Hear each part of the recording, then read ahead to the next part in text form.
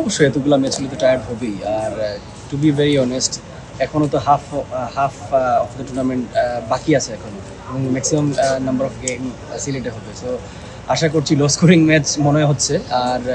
আর কিছু করার নাই, পলিটিক্যাল সিচুয়েশন বলেন বা বিসিবি সিচুয়েশন বলেন, আমাদের এই অ্যাডজাস্ট করেই খেলতে হবে, এবং প্রত্যেক ফ্র্যাঞ্চাইজি সেভাবেই আসলে প্ল্যানিং করতে হবে টিমকে নিয়ে। কারণ ম্যাচ যত গড়াবে তত বেশি আসলে লো স্কোরিং ম্যাচ হবে। আসলে এইভাবে জাজ করা ঠিক না, কারণ দিনে একরকম কন্ডিশন থাকে, রাতে একরকম কন্ডিশন থাকে। আমার কাছে মনে হয় দিনে যারাই বোলিং করবে তারাই একটু অ্যাডভান্টেজ পাবে স্পিনাররা, বিকজ বলটা ভিজবে না। সো রাতে আসলে স্পিনারদের জন্য কষ্ট। আমার কাছে মনে হয় যে গুড স্পিনার, যারা ভালো স্পিনার আছে এবং সব কন্ডিশনে ওরা ভালো বোলিং করতে পারবে। সোফার আমাদের লোকাল স্পিনাররা ভালো বোলিং করছে।